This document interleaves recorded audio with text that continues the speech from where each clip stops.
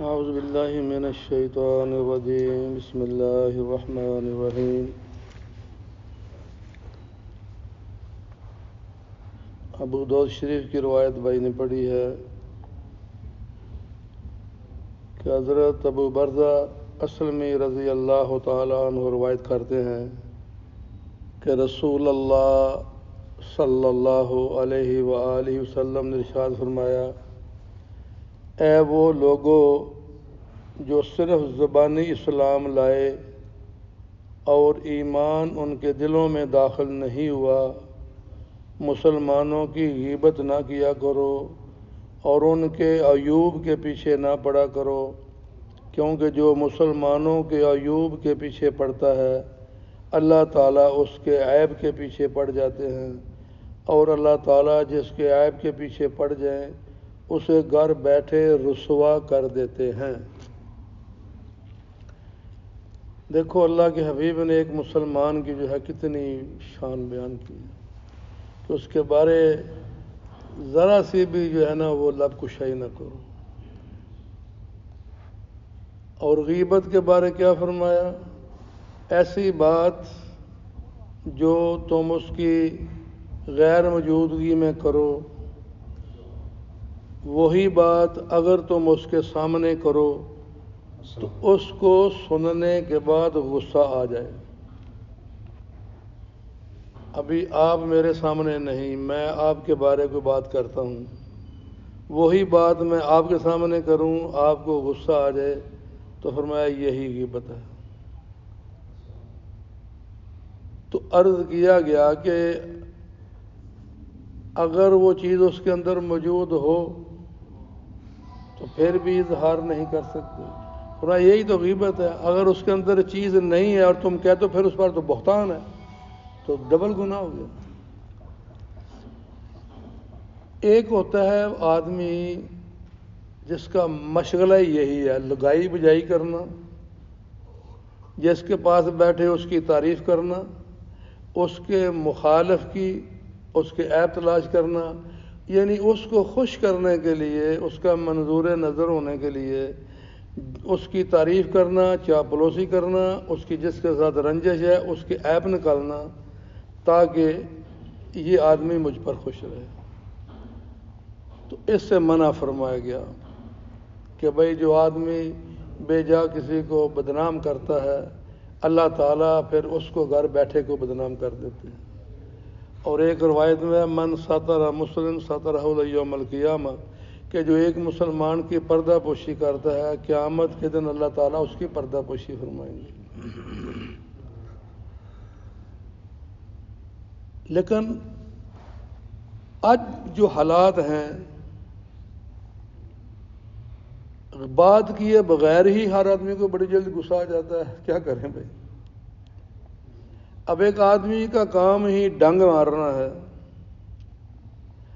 اور ہماری نیت یہ ہو کہ دوسرا بھائی اس کے ڈنگ سے محفوظ رہے، اس کی جو یہ پلاننگ کرتا ہے جو نقصان پہنچاتا ہے یہ میرا دوسرا بھائی اس کے شر سے بچ جائے، تو اس کے بارے اگر بتاتا ہے تو اس کو غیبت نہیں کہیں گے۔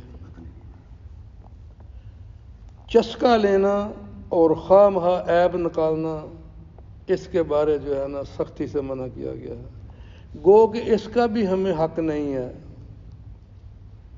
عام دستور کے مطابق بھی جیسے کہ ایک روایت میں آتا ہے کہ اما عائشہ صدیقہ رضی اللہ تعالی عنہا نے اللہ کمیشی معاف فرمائے کسی عورت کے بارے فرمایا کہ وہ پست قد ہے، چھوٹے قد والی ہے، اشارتاً فرمایا، تو نبی علیہ السلام فرمایا عائشہ تو نے غیبت کی ہے۔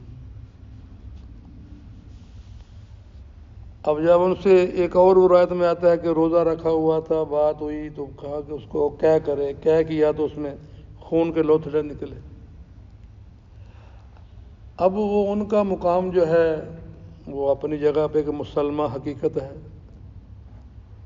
کہ جو آقا نے فرمایا اس کی عملی تعبیر بھی عملی شکل بھی تو سامنے آنی تھی نا۔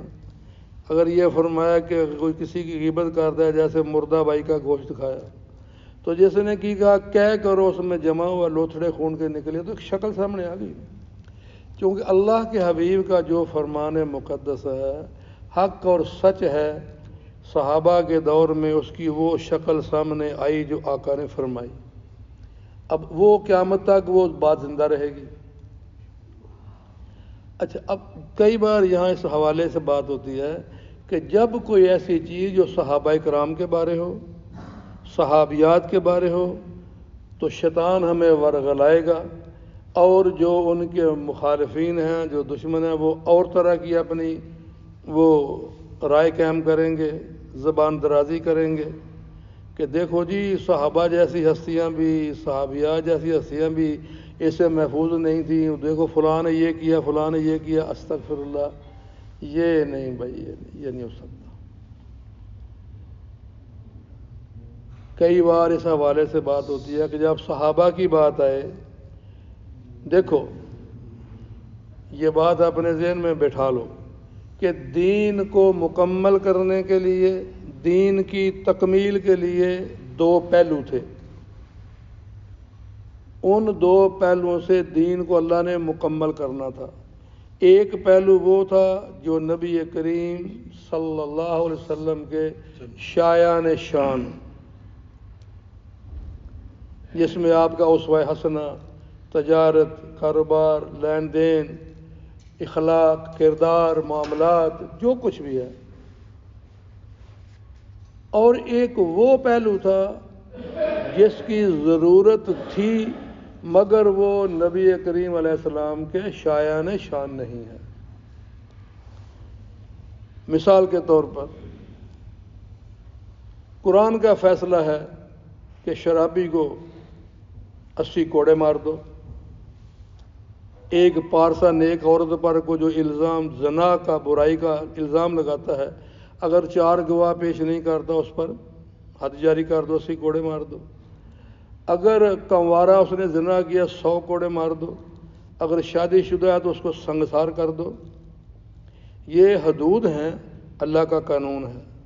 اور اللہ فرماتے ہیں میرے محبوب، جیسے چوری کرنے والے کا ہاتھ کاٹ دیا جائے، چاہے عورت ہو چاہے مرد ہو۔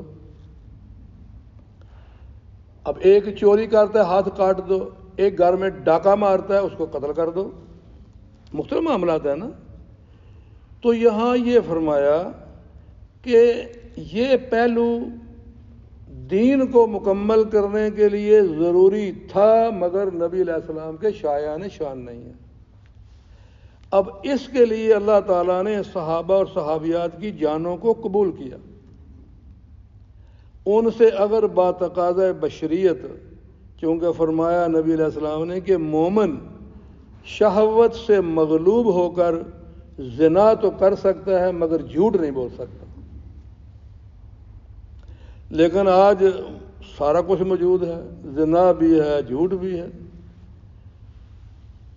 تو یہاں بتقاضۂ بشریت کے اگر گناہ ہو گیا ہے تو ان لوگوں سے اگر ہوا ہے تو انہوں نے اپنے آپ کو پیش کیا ہے، جن میں سنگسار بھی کیے گئے، ان کو 100 کوڑے بھی مارے گئے، ہاتھ بھی کاٹا گیا، شراب پینے والوں کو بھی کوڑے مارے گئے۔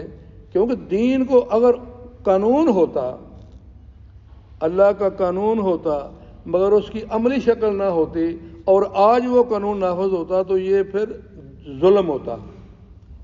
لہذا جو قانون اللہ کی طرف سے آیا، اللہ کے محبوب کے ساتھیوں نے اس کو، اللہ نے بس یہ اللہ کا معاملہ ہے، بندے کا معاملہ ہے، ان سے باتقاضۂ بشریت جو ہوا ان پر قانون جاری ہوا، ان پر حد لگائی گئی۔ بلکہ ایک حدیث میں آتا ہے، اللہ کا مجھے معاف فرمائے، کہ ایک صحابی جن کو سنگسار کیا گیا، شادی شدہ تھے، ان سے یہ فعل ہو گیا۔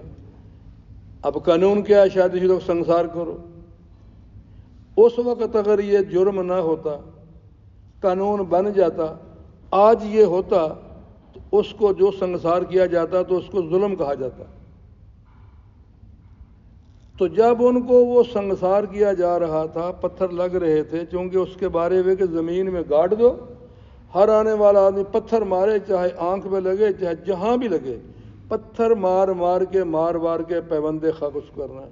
تو ایک صحابی پر ان کے جب خون کے فوارے چھٹے تو ایک صحابی کپڑوں میں پڑ گئے، وہ جیسے کوئی چیز پریشر سے نکلتی ہے، تو انہوں نے کراہت کا اظہار کیا کہ تیرے جو انہوں نے بولا ان کے بارے میں، تو نبی کریم علیہ السلام نے اس پر مواخذہ فرمایا، اس نے جو اللہ کی بارگاہ میں توبہ کی ہے، اگر یہ توبہ فلاں قبیلے میں تقسیم کر دی جائے تو سب کی بخشش ہو جائے۔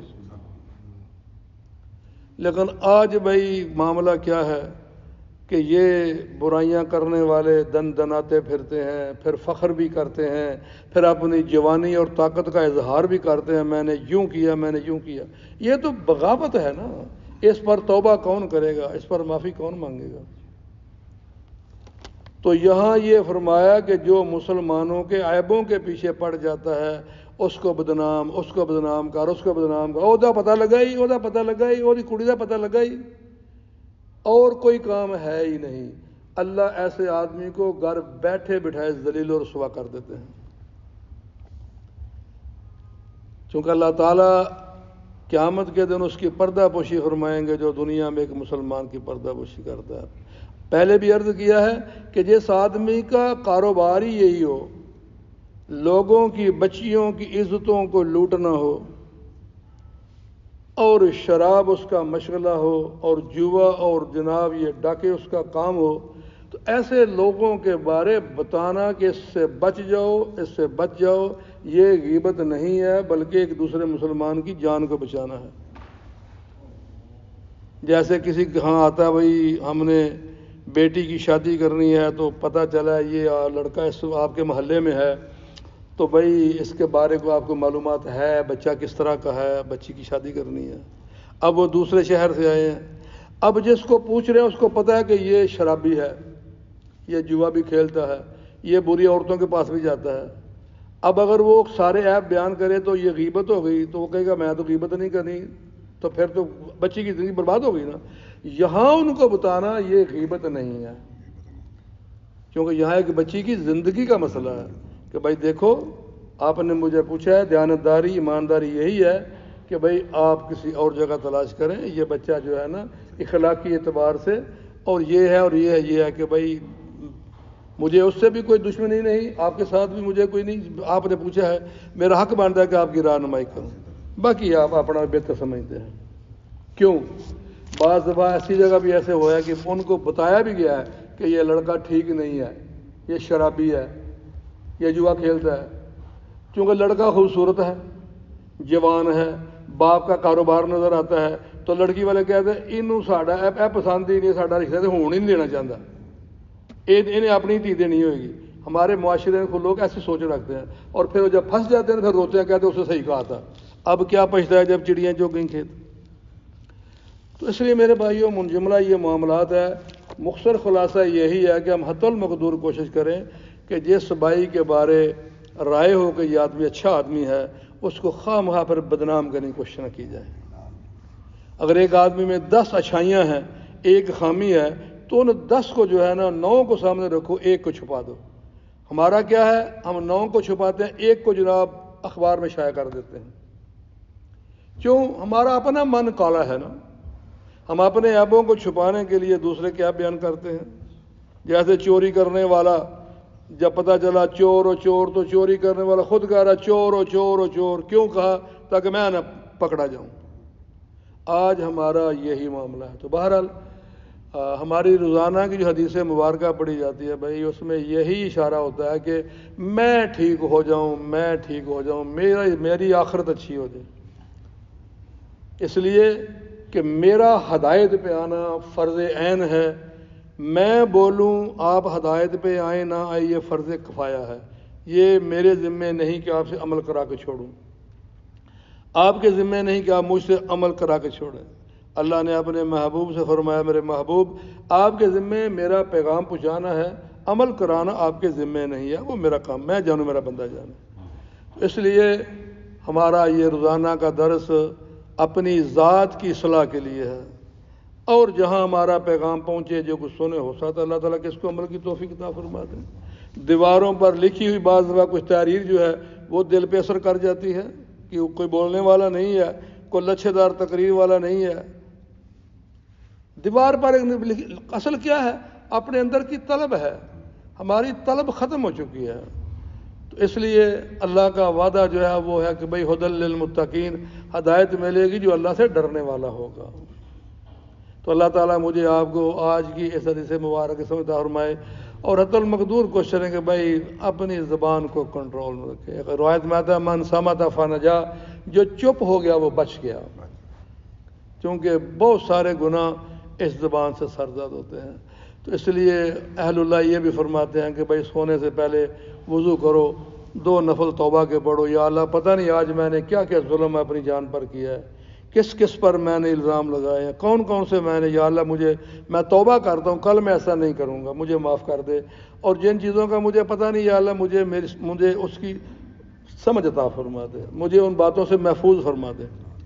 شاید وہ زندگی کی آخری رات ہو، آخری رات ہو گئی تو سیدھا جنت میں چلا گیا چونکہ اسے توبہ کر لی ہے. تو اللہ تعالیٰ مجھے آپ کو عمل کی توفیق عطا فرمائے. اللهم لك الحمد كما ينبغي لجلال وجهك وعظيم سلطانك. اللهم صل على محمد وعلى آل محمد كما صليت على إبراهيم وعلى آل إبراهيم إنك حميد مجيد. اللهم بارك على محمد وعلى آل محمد كما باركت على إبراهيم وعلى آل إبراهيم إنك حميد مجيد. اللهم إني أسألك من خير ما سألك منه نبيك وعبدك ورسولك وحبيبك سيدنا محمد صلى الله تعالى عليه وآله وسلم، ونعوذ بك من شر ما سعد منه نبيك وعبدك ورسولك وحبيبك سيدنا محمد صلى الله تعالى عليه وآله وسلم. أنت المستعان وعليك البلاغ ولا حول ولا قوة إلا بالله العلي العظيم. وسلام على المرسلين والحمد لله رب العالمين. لا إله إلا الله محمد رسول الله. جزاك الله خيرا.